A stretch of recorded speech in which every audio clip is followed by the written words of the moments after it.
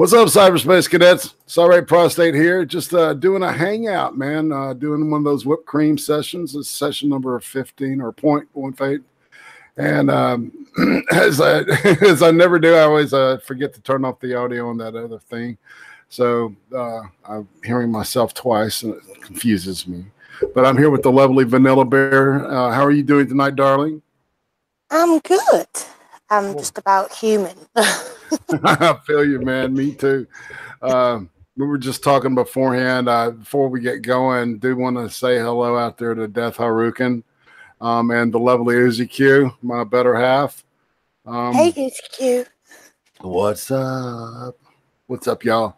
All right. So, yeah, Vanilla Bear and I, the reason I wanted to do this was I was thinking it was closer to our anniversary than it actually is. The first day that Vanilla Bear streamed, it was with me, and I had just streamed like a week or two before that with her. So maybe that's what we're going to celebrate as my first stream anniversary, because that was actually on her channel, because I couldn't figure this shit out. Yeah, you took my YouTube virginity live stream from me. Exactly. It was weird. As usual, of course. So how are you doing, darling? It's been a while. I really need to just try to hit you at least once a week, because I'm really horrible at that, and I'm real scatterbrained and shit, and I forget, And I'll put it down to your age. Please do, because that's the only thing I got left to blame. I don't drink or anything, so it's like, oh fuck. So it's got to be the age there. I need to stop you a second. How many times have I been in your chat and you've not given me a rent? Are you kidding me? No. Damn it! Say something. Oh, Vanilla, man, that's just no shit. That's horrible. Put something in the chat right now, and I will correct that as we speak. I did say hi to Death in the chat. Yeah. I should divorce you now.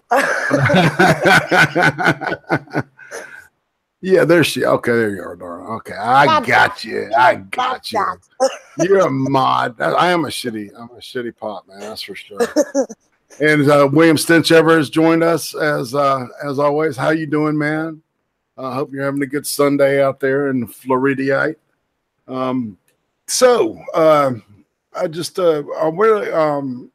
just wanted to meet and hang out with you and just talk. This is, what I call my little whipped cream deals, and that's usually something I just whip up without any preparation or anything, and just to kind of have fun with it, and just hang out and talk. Like as they say, where you're at, chinwag. Chinny. Let's have a chinny. A chinny, yes. I actually kind of like that. And William Stinchever asks us, is this a furry stream? I'm not a furry. Vanilla Bear, do you qualify as a furry? Technically, yeah and no. I'm married to one. All right. So what are your pronouns? I don't have any. I don't either. It and then that fuckhead over there. How about that? That's me. That's what I'm claiming. My articles are. So we were talking about you got some new exciting stuff going on in your profession, your job. You want to tell everybody what you're doing? Well, there's a thing called Dementia with Friends. It's helped to promote people with dementia in the workplace and spread the word. So because it's got the propaganda that it's a disease, it's everything else to go with it. It's not the case. You can still have someone working with dementia. So I had dementia training, and they basically have promoted me to do a 3-day training course. Right. Keep on. It's basically I'll be a dementia champion, so I can teach others in my workplace and to promote it. That's awesome. So it sounds like that's a promotion, is what we would call that here in the United States, that you promoted to doing some kind of HR type training stuff. So that's cool, man. That's really cool. So dealing with the dementia patients, that can be very challenging because I'm sure that and I'm sure it can wear on you, man. I worked primarily when I did. I worked with a lot of adolescents and a lot of adults that should have been qualified as adolescents. But I can't imagine, working with people that have, genuine, lapses of memory, or they might mistake you for somebody from their past or something like that. Get frustrated, because they can't find their keys or even can't find a word. And, I've got some issues with that, because, my history when I was drinking and stuff. I've got some mild, problems, aphasia, things like that, pop in every once in a while, and you can hear it, when I'm streaming and shit and I can't find a word. So, yeah. Yeah, they say drinking is the main cause of, well, not a main cause, but it's one of the factors towards dementia. Right. But if you've stopped, then, you've shortened that period down for, but it's just your age to go with it as well. Right, exactly. But it's like, because I do work with dementia residents. I'm sure it rubs off because I've tried to put the kettle in the fridge. Oh, really? Yeah. Tell me about that. I think I'd just come off a night shift and then I was making a cup of tea and I tried to put the kettle in the fridge. And I'm stood there wondering why it was going. Wasn't that more like due to something like I don't know, just kind of have your mind preoccupied with something else, and just by mistake just put some, pop something in the fridge, where because I know that I've done that. And I don't think that was because I was losing my mind or anything. I think it was just because I was focused about paying bills or something that happened at work or something. You know what I'm saying? So yeah. So I wouldn't diagnose you as having dementia. It rubs off. I've been on my mobile phone and I'm going to Alex, where's my phone? And I'm talking to my mum on my phone. I'm like, where's my phone? And then I'm like, oh yeah, it's in my hand. It's in my hand. I know. I've done that shit. I've done it myself. Hit one if you've done something like what we're talking about. I'm not going to expect the Nightbot to say anything. I want to say hello to Mr. Wicked. As a matter of fact, while I'm on it, I will give him a wrench because he deserves moderation too. And once again, I'm so sorry about that. Some people don't know this, but why did you choose the name Vanilla Bear? Everybody gets the bear part. But why? Okay. Pick it. I didn't actually pick it. I think it was on my wedding anniversary stream to name me. Oh yeah. So I think I got named by you lovely guys. Oh, okay. So it was like the crowd kind of decided just Vanilla Bear. Yeah. That's cool. That's cool. And I remember, let's see, when we first got together, we kind of had this common attraction and fascination with things of the supernatural, things like that. Have you got any new stories or anything to talk about? There's been a few. One of my colleagues died this year, and I was thinking about it the other day, and the mirror was stood up against the wall, so nothing could knock it. And the minute I was thinking about it, the mirror fell over. Oh, wow. So I was like, hi, but next time, do not knock it over. I don't want you 7 years bad luck. No doubt. So how long after the person had passed did that happen? Was it an older person or a younger person or what? She was in her mid-50s. Okay. So, but the older you get, the younger the mid-50s is, so that she's a relatively young person. Right, William? So I'm gonna say hey to Deborah Miller out there, a new person. I'm trying to connect with my subs in the crowd and stuff. You know, and if you haven't, be sure to subscribe to Vanilla Bear's to Vanilla Bear herself, and subscribe to this channel if you want some bizarre kind of entertainment. You're going to get it here and nowhere else. My kind of bizarre, anyway. My retarded bizarre. So what? Go ahead, please. There's been a few other ones at work as well. Things have been going missing in work. Oh, okay, like what? What kind of stuff? Sorry about that. Keys. I'll put keys down and then they'll go missing. And then I'll go back and they'll be in a different place. Ah. So the goblins are moving the keys. That's what we say. The goblins. It's just the elves. You know, when we're not looking, they're running around misplacing stuff. Oh, I have got a story for you. I did put it on Twitter. Oh, wow. We've got a pet bird at work. And one of the residents knocked the cage over and the bird got out. And I don't like anything that flaps, like birds or, And because it got out, it flew, went to fly into me, and I hid behind the curtains and started screaming like a big girl's blouse. So anything that makes that flappy noise with the, you know, and the way it looks, that kind of that weird kind of like I don't know, what word would I use? It's almost like a strobe, kind of like this weird shape, you know, strobing at you.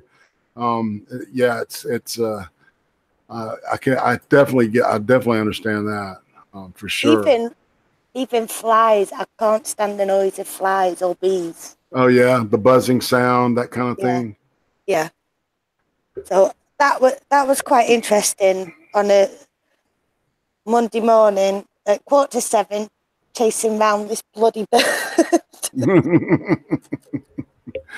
So was that right at the beginning of your shift or what? At the end. Okay. So all right. So what are you doing now? Are you doing nights specifically? Or are you starting to? Yeah. All right. So you work what? I do 11? 20 hours a week, so it's 10 hours shift. Okay. So you do 2 10s. So that would be what, about 9 p.m. till 6 a.m. that kind of thing. No, that's too much.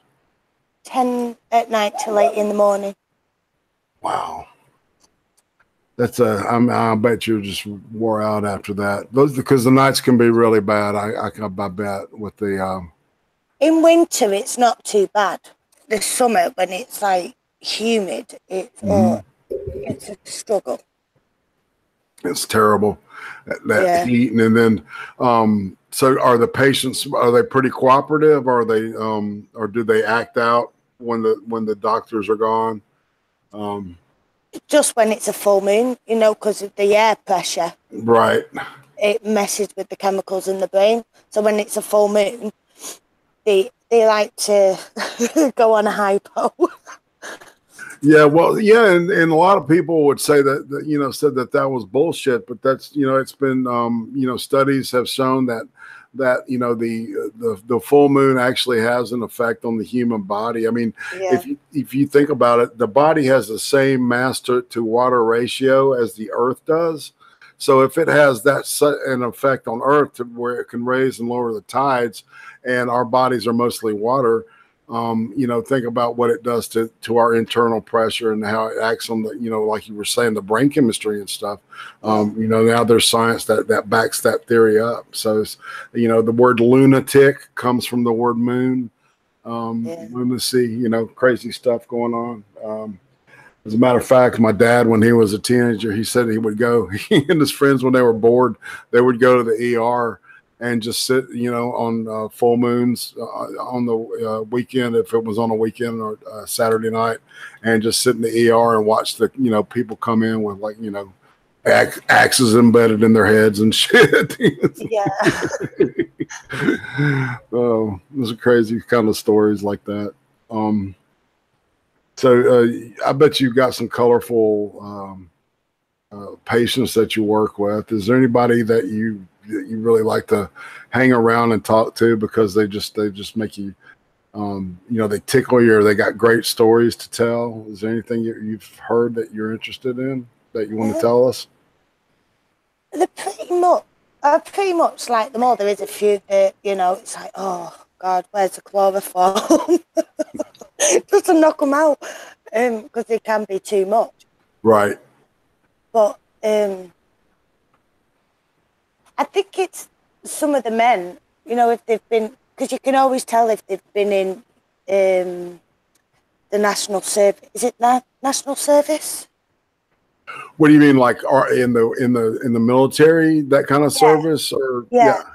Because you can always tell with them, with this certain tattoos they've got on their arms. It's either a bulldog or like a commander on a horse.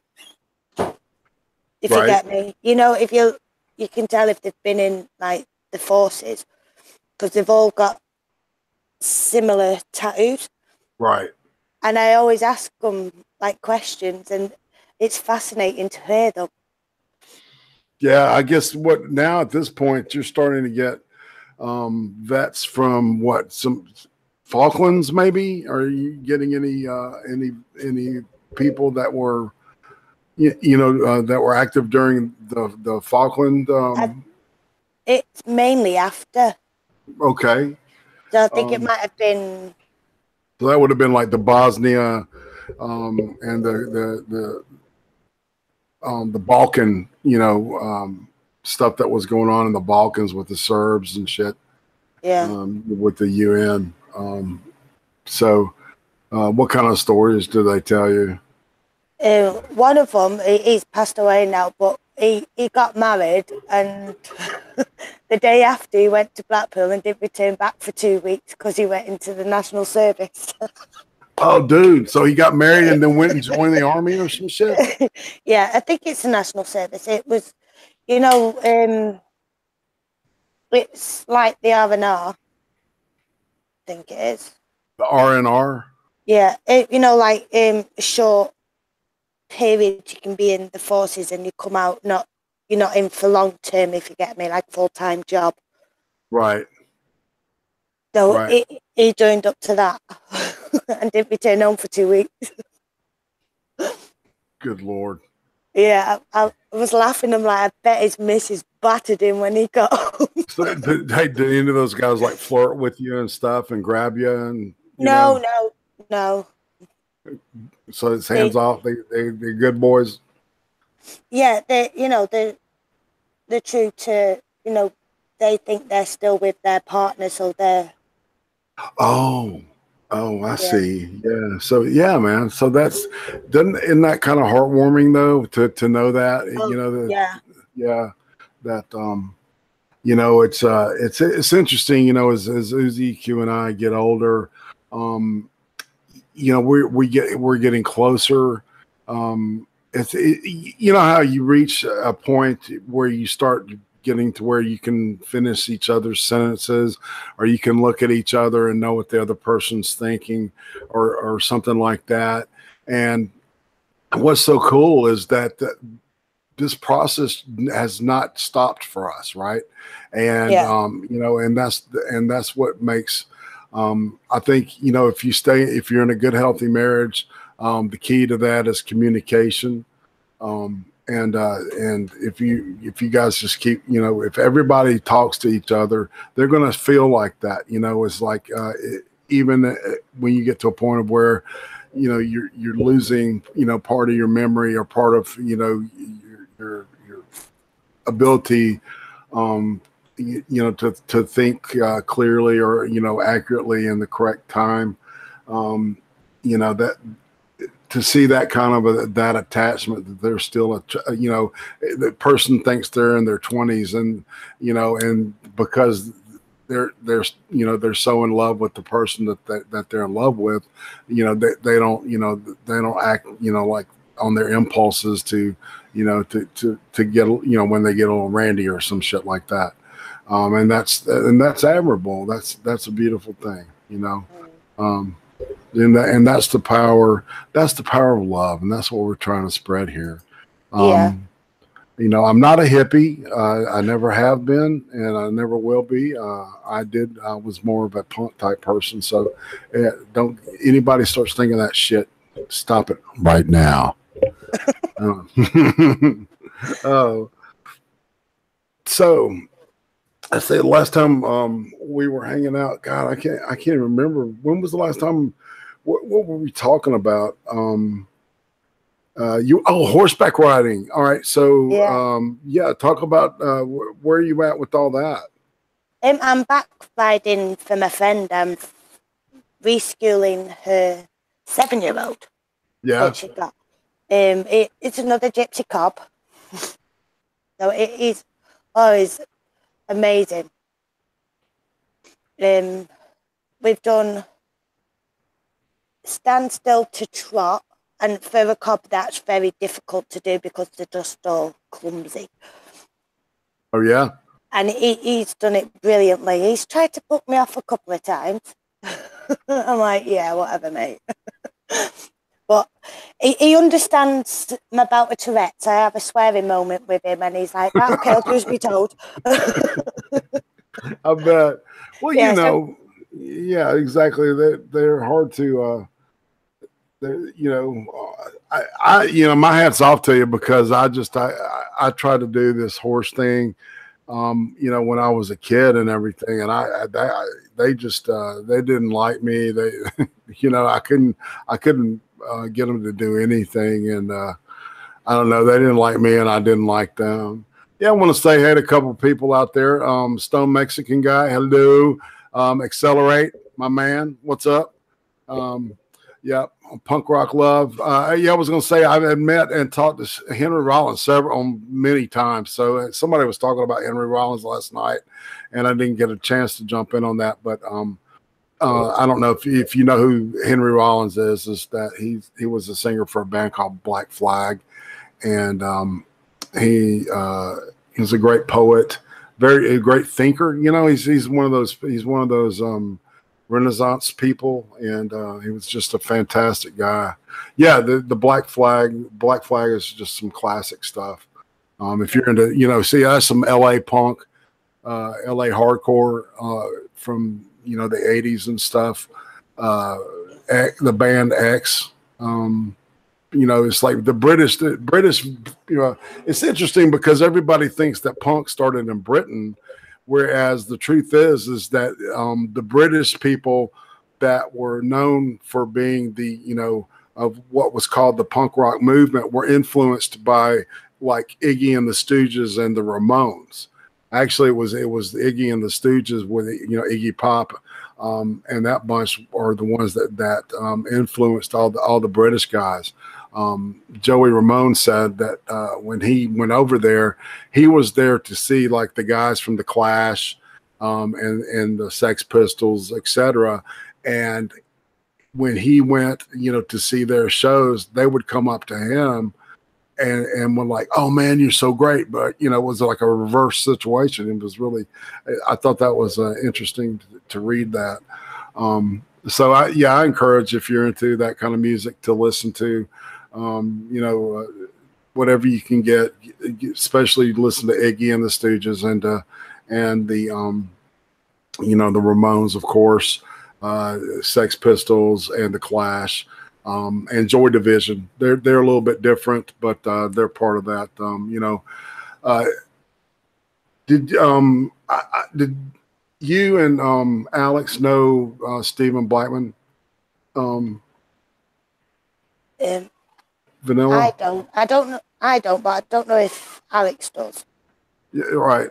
What did I say, Stephen? Duh. Because that's not his name. But yeah, shit, man. Stephen Blackman is is the guy. I didn't know if you and Alex had known him, but we just lost him. And I'm not going to talk about it much, but it saddened me because Stephen the Lethal Rent Batman, yeah, exactly. He used to be, well, he has been in Bear's chat a couple of times. Right. Yeah, the Lethal Rent. Yeah, exactly. Yeah. He Iron Boot. He mentioned it.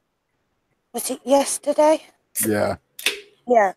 That really hit Alex quite hard. That hit me hard too, man, because I think that maybe twice a year there needs to be some type of like mental health summit, because I think we have one here. I think it's beginning of May. We have it for a week. Mm-hmm. But it's not enough. I know, like Chester's wife has done change for Chester. There is I think it's change.org for mental health. She's done the 5 signs, and what they wanted to do for his birthday was to put "I am the change" on your hand and take a picture. It is the anniversary next month, the 20th of July, of his passing. I'm not sure what they're doing for it, but they have been promoting the website and the things that you can do to help people. Right. But the 5 signs that she's mentioned, it's not always the case of changing behaviour, not looking after your personal hygiene, right, loss of appetite, all the rest of it. That, yeah, they are the main factors. Yeah, those are symptoms of depression. Yeah. Right. But there's other things with it. Right. Well, and that's the big thing about the issue with when people they don't communicate. It's the people that don't show the signs that you've got to worry about. Yeah, because it's like she put up a video of Chester the day before he passed, and it's like depression doesn't have a face. Right. That's true, but you men are stubborn as hell. Yes, absolutely. And it's you like don't talk, but when you do talk, you do find it hard to say the right words.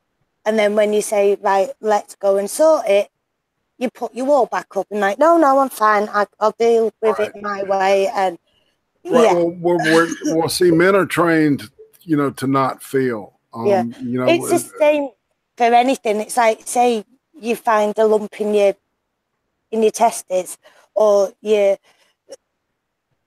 men can get breast cancer as well. Absolutely. That type of thing, you don't go. It's like checking your prostate. You don't go. Mm-hmm. It's same with women having a smear test. You don't go. So it's trying to get you to talk, but then you don't want to look like this weakling that's let your barriers down. Exactly.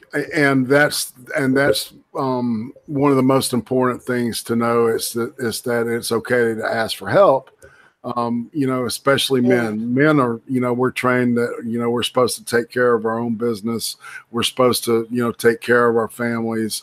We're supposed to, sort everything out ourselves. Whereas sometimes you cannot do that. And no, you're not Superman. You're not Batman. You're not Spider-Man. Exactly. Those are fictional characters. And it's easy. It's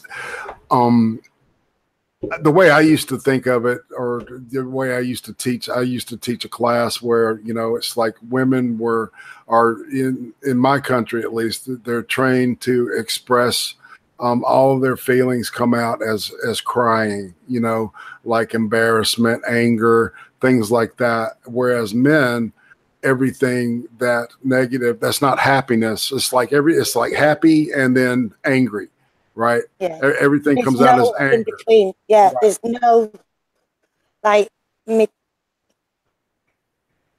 no in between with anything. Exactly. If like say like I'm driving and a man cuts me off and I almost have a horrible accident, right? And you know, on reality, I'm deeply, you know, like it scared the shit out of me. But what I do is I pull up next to the guy and call him a motherfucker and, you know, and yell at him because because it comes out as mad instead of, hey, you scared the shit out of me. Thanks. You know, so, you know, men are trained, you know, to express things with anger. Women are you know, usually express it through, you know, some type of, you know, of sadness, or, you know, I know that when Uzi Q gets really, really mad, she starts crying, and men don't know how to deal with that, you know. So I'm more of a bloke than anything else. I smash things. Right. So and see, and then there's the right, and then there's, you know, there's the exact opposites. You know, there's people that are exactly like that. That, you know, they process and they deal with their emotions more like a man would, or more like a woman would. You know, but with all that aside, it's I think that maybe because the internet attracts people with mental illness issues, because it's an easy way, especially people with like agoraphobia or depression. It lets them, you know, express themselves in an anonymous way. It's a way to let things out.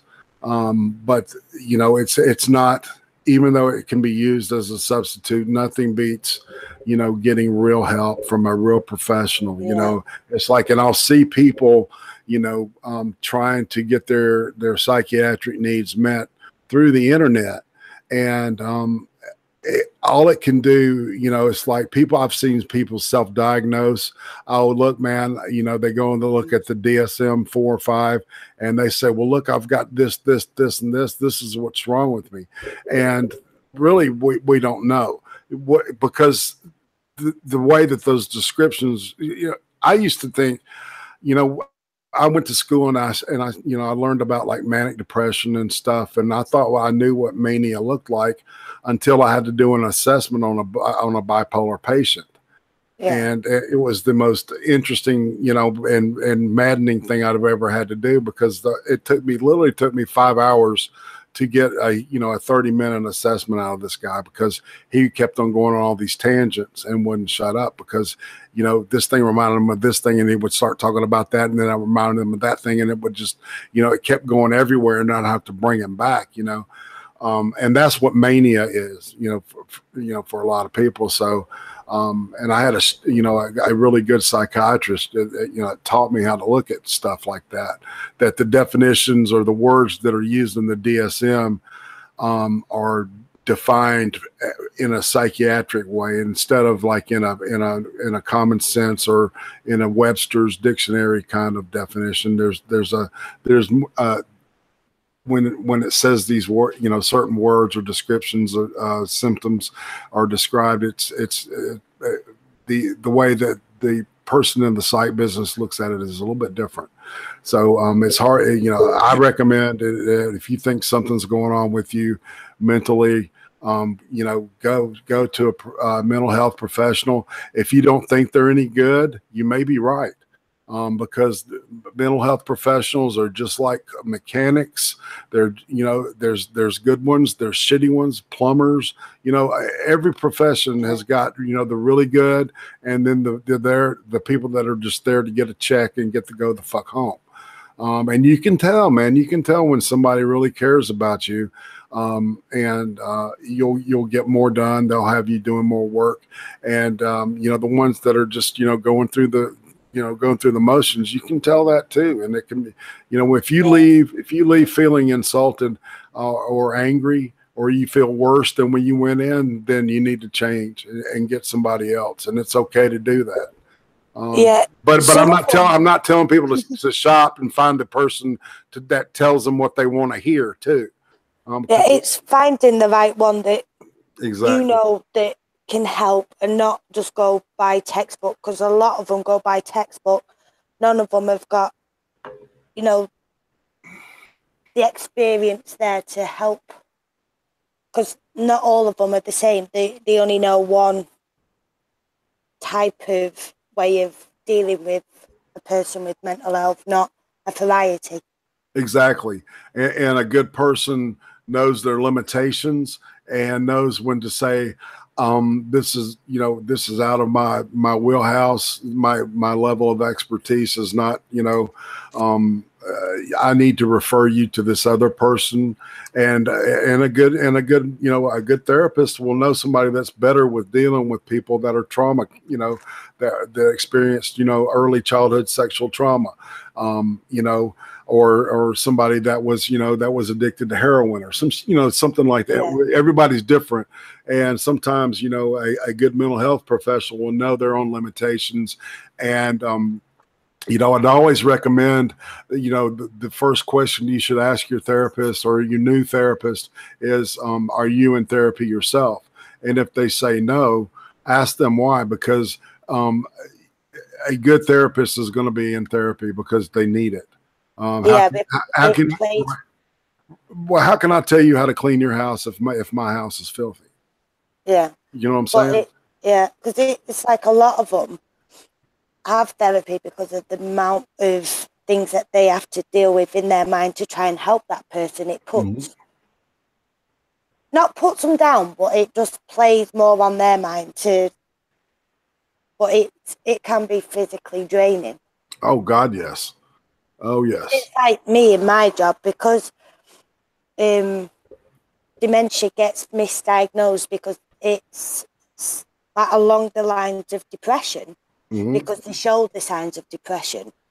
It gets misdiagnosed. So it's like you're trying to help that person, but then they're either feeling in a suicide state or don't want to be messed with. It's draining for you because you're trying so hard to help that person in the short space of time.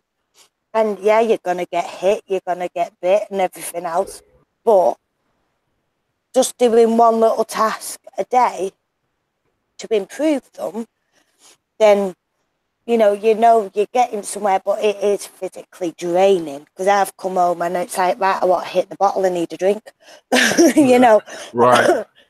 Just to clear my head. I hear and you. Then start again. So. Right, and you're working inpatient geriatric dementia, right? Yeah, this is specific. 24/7 care. Exactly. So there, yeah, it's residential. I wanted to point out. Yeah, I wanted to point out something. Harlequin's happy hour. She points out a really, really good point. A good therapist will get you to a point of where you won't need to go to them as much or hardly at all. Maybe even just do a bi-yearly check-in or something like that. If you've got somebody that's just, you can tell, man, when they keep you coming back because, they need the paycheck, you know what I'm saying? But she's absolutely right. And that was, Carl Jung, his idea was that, once a person has made it to a certain point in their own therapy, then they can take care of themselves. But that's like way, way, way, way down the line. But yeah, that's a great point. At some point, a good therapist will, will like say, look, what's going on, what your symptoms are, if you express them again, make an appointment and come back. So that's a real good point. But if you've got some heavy duty shit going on, that may not be exactly what you're going to hear. It's just, like I said, it's different for everybody, but that's an excellent point. Thanks, Harlequin, or Allie. Thanks. But I didn't mean to interrupt you, Vanilla, but I wanted to get that out because There's so much about the psych business that, you know, a lot of people don't understand, you know, that there's a business aspect to it. And I can't stand that part of it. You know, I worked in a situation where it was a not for profit company. And what that meant was that, that the money that was made was used to, you know, of course, pay people, but any leftovers was used to improve the facility or whatever. Anyway, and I noticed that when I worked in that situation, as compared to a place that was for profit, the for profit company was more focused on the money, you know, and the not for profit was more focused on the, you know, on taking care of the patient, no matter how long it took. You know, and nowadays, you know, it's insurance in the United States runs everything, and it's you know, it's treat them and street them kind of mentality, and that can be really, really I don't know, disheartening, especially if you work in a business, you know. So this is interesting that we, you know, kind of started going in this way. I'm kind of glad that we're talking about this stuff, because it's real. I think it's real important for people. Yeah, Harlequin's right. You know, you're not going to keep giving people chemo if their cancer's gone. Correct. But conversely, if a person has you know, diabetes, they're going to have to do something every day. So it depends on the diagnosis, but she's spot on with it. You know, when the cancer's in remission, you don't need to treat it. So these are all good points that everybody's making. This is a good group. You know, sometimes you know, when I talk about this kind of stuff, I did a really good thing with Chris Worski. You know, he had worked in the business similar to what I worked in. I can't imagine, you know, working with geriatrics. I think I would get, I don't know. I thought I would get emotionally attached to my patients with, you know, in the psych business, but I was able to keep a healthy distance between them and myself, to whereas, you know, to be honest, I worked, you know, in the years that I worked in there, I only had, you know, one that took their own life. And I only saw one person that had dissociative personality disorder, which is, you know, what they call multiple personalities or anything like that. You know, it's never like TV. Most people that I saw were depressed or had substance abuse issues. So that's what my experience is with. But dealing with you know, the elderly, and because I you know, I remember going to see Uzi Q's aunt, and she had Alzheimer's at this point, and it was on the Alzheimer's ward of this hospital, right? And it sounded like hell itself. All these people screaming. It was a cacophony of just the screaming and these wails, and it was just like, oh my God, it was the scariest fucking place I've ever been in my life. I was a grown ass adult, right? And I remember her aunt grabbing my arm and just looking at me. She could, you know, she was full on Alzheimer's, so she, you know, and she was dying from it. And we were able to persuade everybody to get her to where, you know, we could get her home health care, and she passed in her own home, you know, Christmas Day. And it was a peaceful situation, you know, that after seeing her under those conditions, you know, OZQ and I were begging everybody to get her out of there, because it was horrible. And so have you ever worked with Alzheimer's on the Alzheimer's ward?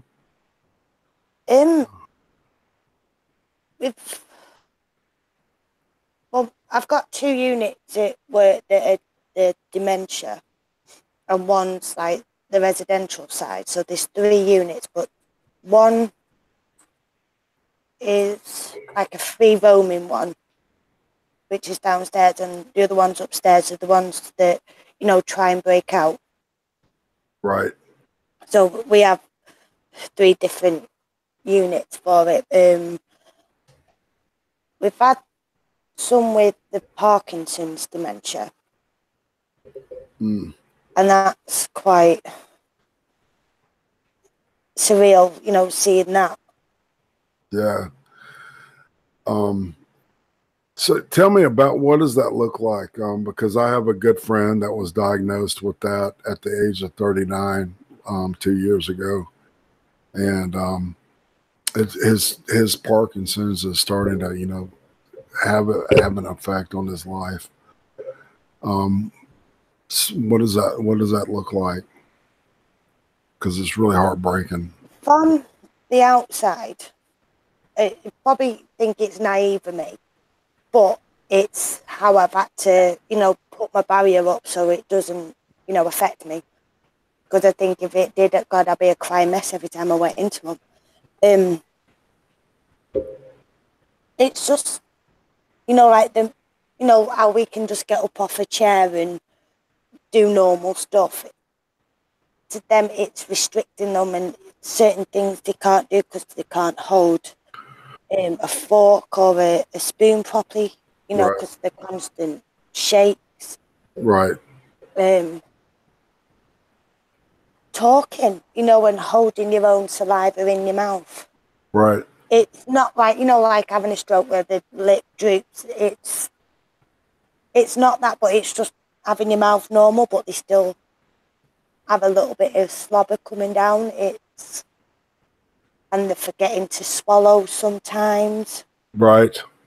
Yeah, I've heard of that, and they kind of, well, like because they were saying that Hillary Clinton was doing that, you know, during their election, and they would breathe, you know, they'll breathe their own, you know, breathe in a little bit of their own saliva and stuff, and they can get, you know, a really, really bad case of pneumonia that way. It's very, very, you know, sometimes it's stuff like that they end up dying from. Yeah, it's more of the malnutrition that kills them more than having the disease itself, you know, because of not eating and not having the medication. Right. Um, Does they have to like run a tube through or something down into their stomach to feed them that way? they just have little bits, you know, like how children can be like fickle eaters, you know, 1 minute they'll have a massive plate of dinner and then it's just like little bits. Right. You know how they go through like the growth spurt? It's the only way I can explain it. You know how they go through the growth spurt, the kids? They can eat like they're eating from house from home. And then they'll have periods where they won't eat like they did, like say a month ago. But then it will carry on declining. So it's trying to get, you know, say a high-fat yogurt down them because it's like a smoothie. They'll enjoy that more than having a proper meal. So it's sort of like that in a sense. Right. And that's just because the disease is just having an effect on their cognition. Yeah. Right. Yeah. Yeah. That's sad. That's very sad. So all right, so you've got this new job where all right, so tell me about this dementia with friends. So what have you learned exactly what that is, and can you talk about that a little bit? Or it's like learning, you know, like how you feel, you know, because you've explained to me what your perception is of dementia and how it's affected you, you know, it's broke your heart. We talk about that because when I did the 1 day training, I brought up the fact that it's not the end of the world if someone's got dementia. right. How I see it, it's like, you know, because like my son, he's got learning difficulties, but we can't pinpoint what it is. I've not let it get to me. I've not, you know, I've not put it on my shoulders like, oh, it's the end of the world. They probably think I'm cruel, but it's my care head on. You know, there's ways of getting around it and, you know, still promoting that independence. It's all about independence. You know, you're not restricting them. Right. But still be, what's the word now? A mentor. You know, you're still being that mentor. Yeah, they're a lot older than you. Right. But it's like role reverse. You know, your mum mentored you when you were growing up with doing right from wrong and, oh, well, if you do this, you might hurt yourself. It's doing that, but not doing it in a condescending way. Right. Well, that makes sense, doesn't it? Yeah. Yeah. Because, like, say someone with severe learning difficulties, you help to promote them to, well, not promote them, but you guide them in the community. And you know, say, don't laugh at this, but say they wanted to touch themselves, shopping mall. You've got to do it in the right about way so they understand that doing that can get you into serious trouble. Right. It's having that type of mentoring, good communication skills and a good relationship. Right. So like, yeah, you're thinking about they'll like occasionally will do that publicly, right? Is that what you're talking about? Yeah. And it's okay for them not to feel scared, because that right. is the main thing with them, because it's their fight or flight thing. They're not thinking how we think. You know, like say we Right. saw a spider on the floor.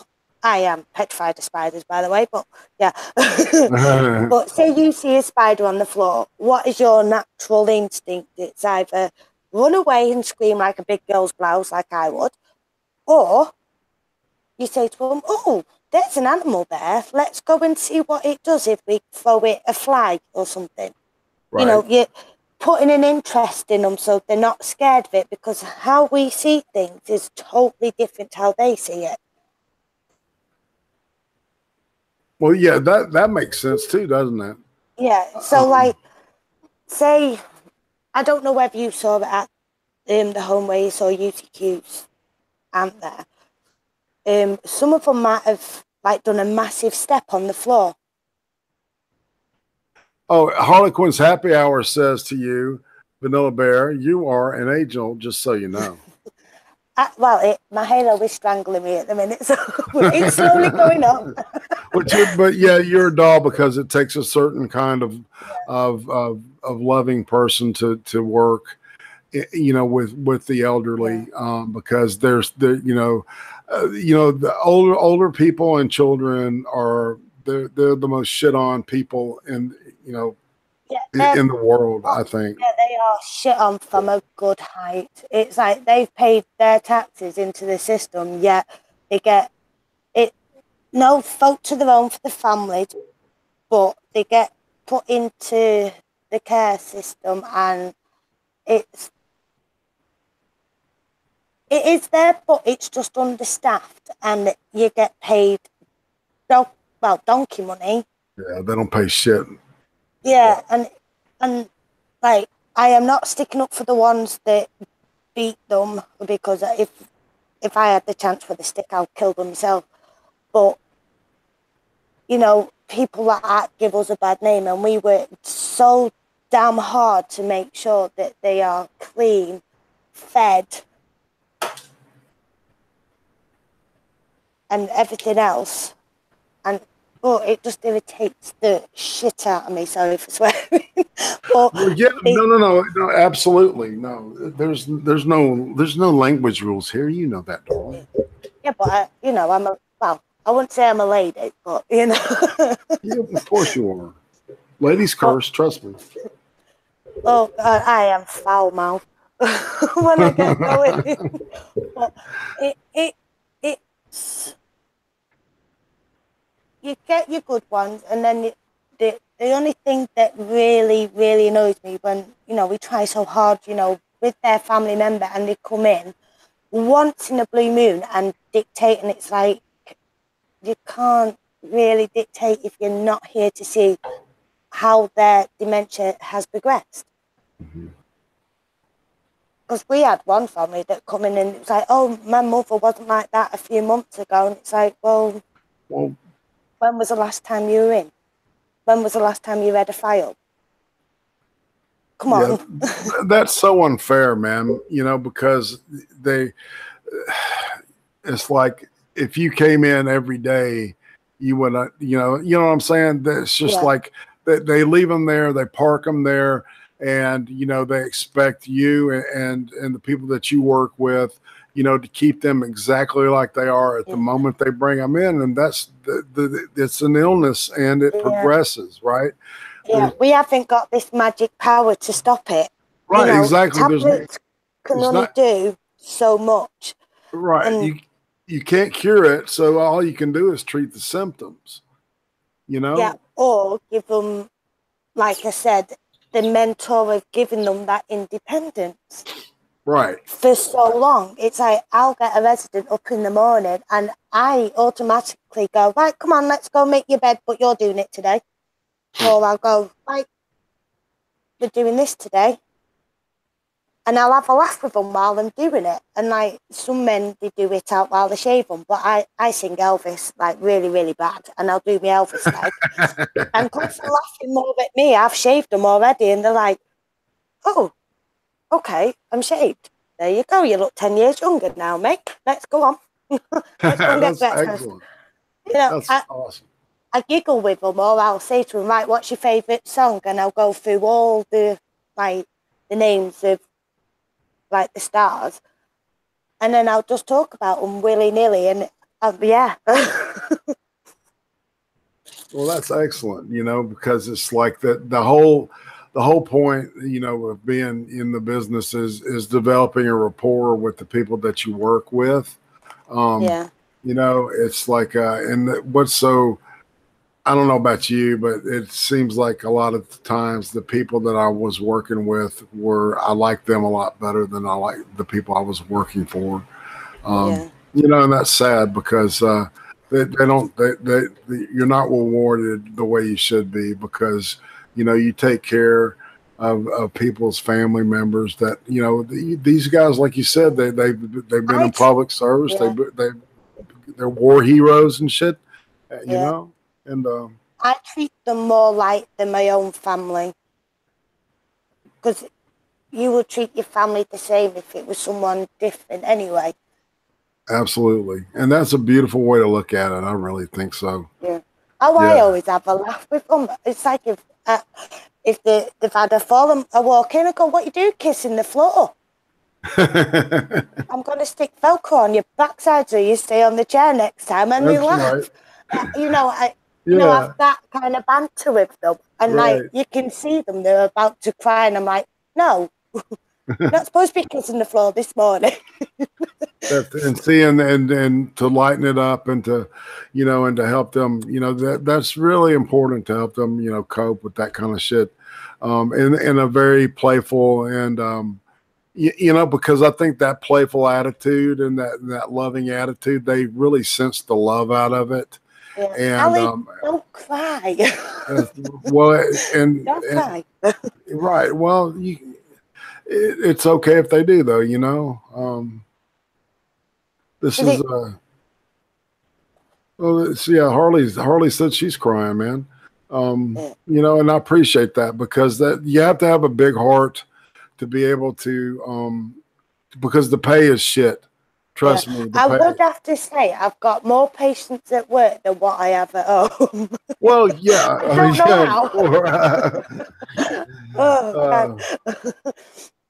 I have not got any patience whatsoever. And I'm not a morning person. Oh, God. I'm not either. Oh, geez.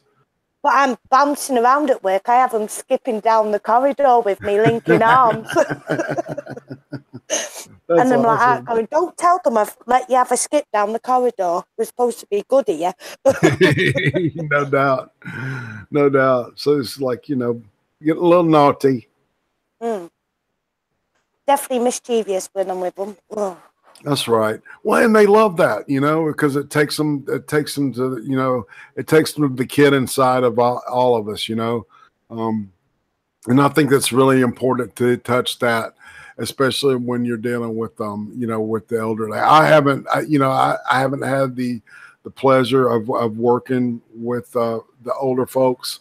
You know, I did have a couple of, I had this one guy that was, he was in his late 60s and his liver had shut down. He had had over 25 DWIs, which is drunk driving, right? He had gotten 25 of them. So you can imagine, you know, how often the dude, and this is he was from a very rural county in where I live. And the guy was, he was, you know, you could tell he was in late stage alcoholic dementia. And I noticed one day, you know, we got up, and this is going to be gross a little bit. There was a yellow puddle underneath him. And I said, oh, wow, the dude lost control of his bladder. And the nurse said, that's not urine. And I said, what? And she said it was bile. His liver had gotten to a point where it had shut down, from the drinking. It had pretty much, you know, destroyed his liver, and he was literally sweating bile. Yeah, it was terrible. And the guy didn't live much longer. But yeah, as soon as we discharged him, he literally went and bought a bottle of booze, and then he died like three weeks later. His liver was shutting down. The doctor, yeah. So, what's really bad is that you know, the disease of alcoholism, the disease of addiction. A lot of people don't see it as that, and the treatment is really strange for a lot of people. You know, the AA thing works, and anyway, I'm sorry I got off on that, but you reminded me. That's if he was the oldest person I think I ever worked with. So, you know, my eldest one that I've looked after was 100 years old. Wow! And she delivered my mum. Oh wow, that's incredible. Yeah. So what was her faculties like? Was she, you know, was her mind still together? She was practically nearly all there at 99. That's amazing. And then she got, I think it was pneumonia. She had a birthday and then went. But we were all laughing because like, she's just waiting for a telegram off the Queen and then go. And she did. Tell everybody about that, because people don't know about the telegram. Tell them about that. When anybody in this country turns 100, HMRC, Her Majesty, you know, benefits, come out, check their birth certificate, make sure that they are the right person, they have to sign for it, and they get a telegram off the Queen to congratulate them for hitting 100 years old. Isn't that awesome? You know, I just always thought that was interesting. You know, that you hit 100 and you get a telegram from the Queen saying congratulations on, you know, making it to a century.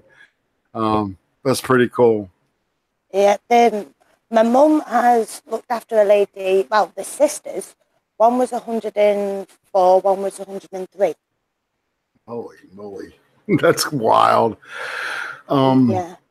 But, you know, it kind of gives you hope, you know, when you see people that old, you know, especially if you see somebody that's that old and they're really sharp and they've got their, you know, they've got their game intact, you know, and they're living their life to its fullest. You know, it gives me a lot of hope. You know, you know, I've got problems, you know, with cognition, but it's you know, it's manageable, you know, and so I think this is probably a good place for us to wind down, and you know, and I like to keep these little whipped cream things up to an hour. Was there anything you wanted to touch on that before we say goodbye to everybody? I am gonna do a video soon. It's just my hands have been going into spasm quite a bit, so. Well, you've been a busy bee. You Yeah. know, you're being a mom. You know, you got what, 3, 4 kids now? It's I'm counting. Well, 3 with Alex. Okay, Yeah. right. But I want to thank everybody for showing out today. Thanks for the thumbs up. Subscribe to Vanilla Bear. She's just an incredible person. She and Alex were the first 2 people that I knew, you know, from like YouTube fame quotes that gave me a platform to talk on, and you know, encouraged your me. avatar was different to what it is now. It was it was Chink Uger, like in negative. It was like a negative of his face, but screaming or some shit. And I'm glad I changed it. I like this one a little bit better. But so they were, you know, they were so kind to me. And Vanilla Bear has just been a doll, and I have adopted her. She is my daughter. Dad. You know. So, and I got a lot of love for you, darling. So I guess what we'll do is we'll go ahead and we'll wind it down. And like I said, thanks everybody for showing up. You know, if you have a problem of a private nature, like what we discussed about, and I did put on Twitter that my DMs are open to speak to me about anyone with family members with dementia. You know, can come and chat to me. You know, I've got an understanding. Exactly, and if if you've got some stuff going on that you know, on the other thing, please DM me, and I'll help you to the best of my ability. You know, but you know, I'm not in the business anymore. I'm not a professional counselor, but I can point you in the right direction and get you and so you can get the help that you need. So with that, and a lot of love in our hearts, we're going to say this is IRATE Prostate and Vanilla Bear. And Bye, guys. We're out. Take care, y'all.